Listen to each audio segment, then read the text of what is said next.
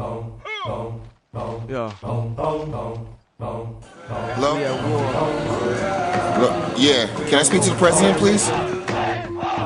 Racism, but most of all, Well, you know what it's all about. It's all about survival. You know what I'm saying? It's all about, getting it in for 2010. Everybody's got to make their money, so forth and so on. Yeah. Yeah.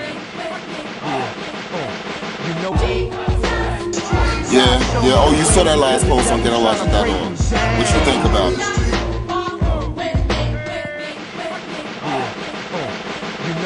Yeah, listen, don't let those people stress you out, son. You doing your job. You know what I'm saying? You represent, I'm going to represent on the Ghetto Logic show, baby.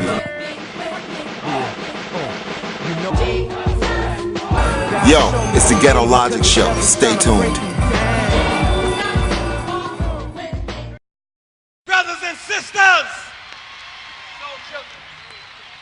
Brothers and sisters, I don't know what this world is coming to. Well, 3 New York City police officers who shot 50 bullets at a man on his wedding day, killing him, will not face criminal charges.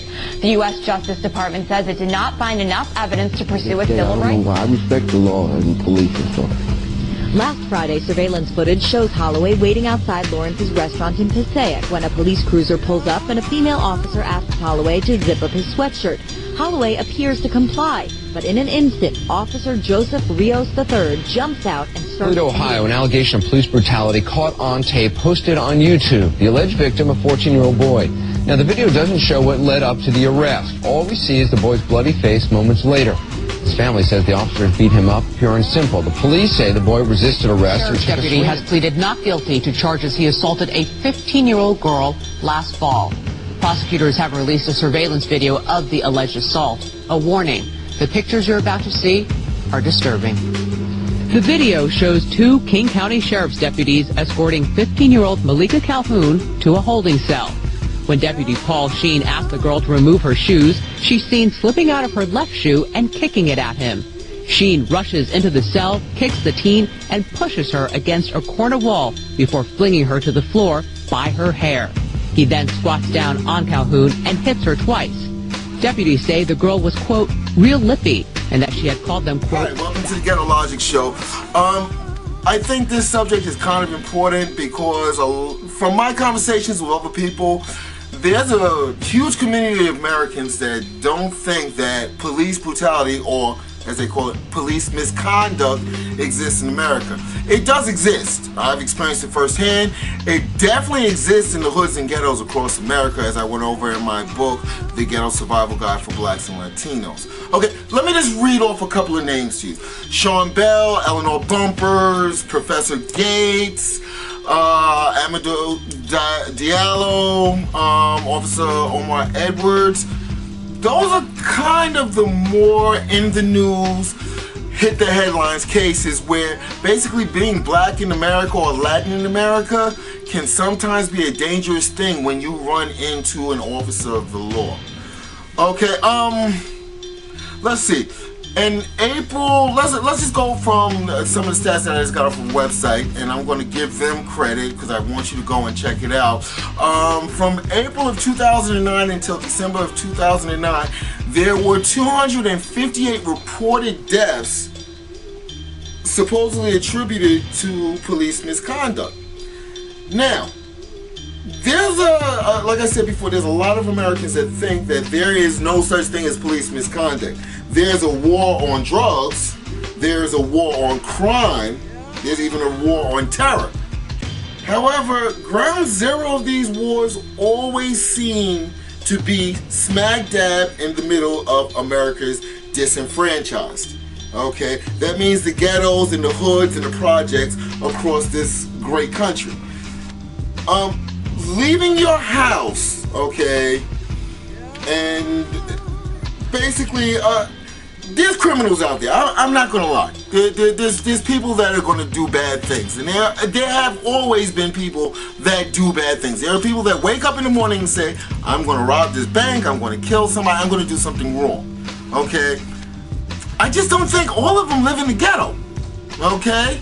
I don't think Ted Bundy really lived in the ghetto. Okay, he was stopped once and let go so that he can continue on with whatever it was that he was doing, okay, until they caught him again. What's happening is it's being black while in public is starting to become a dangerous thing. Okay, I have never in my life gone in front of a Starbucks and seen police accosting people outside smoking cigarettes. I just have never seen it. I have never been in a predominantly white community and seen kids being told, you can't stand here, you need to move on. Okay? I live in a community that is a few blocks away. It's filled with bars. It's a college town. It's got bars and clubs and nightclubs and everything. And every time I drive past that area at night, I see people getting into their cars drunk. However, if I go the other way and just take a shortcut to get on the highway or something and cut through the hood, there's always a police roadblock there. It makes you wonder, is this war on crime benefiting who? You know, and a lot of people are being left by the wayside. A lot of people are, it's the power corrupts mentality.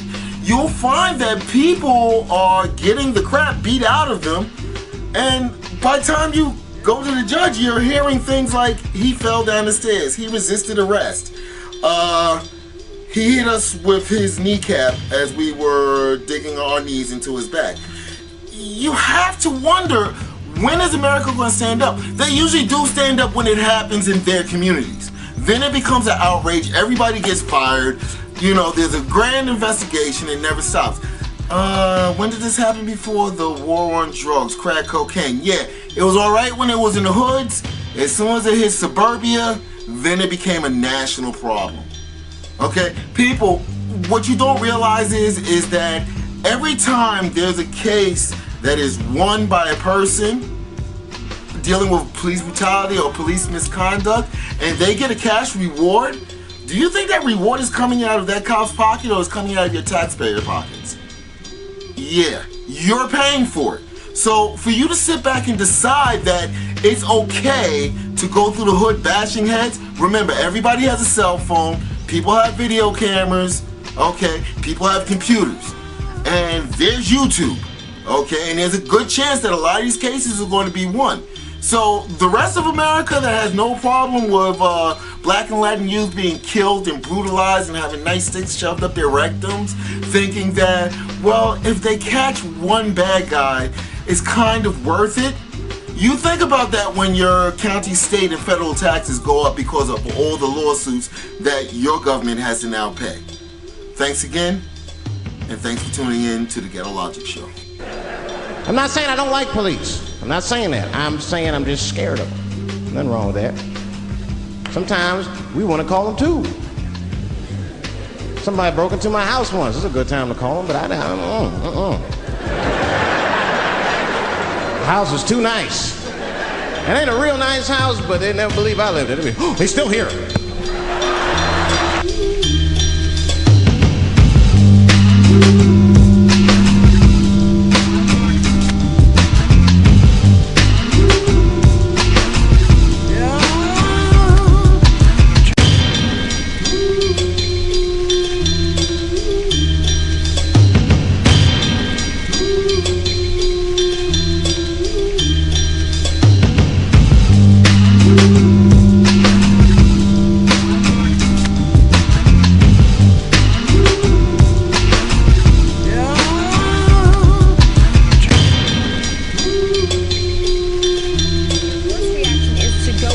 Look at that. Yeah. Then your first reaction is to go up to this guy and start wailing on him, even though he's unconscious. And look, they all are. I'll tell you the other thing that's got to concern you is there's not just one person doing it, but you've got 6 or 7 people that supposedly have gone through training.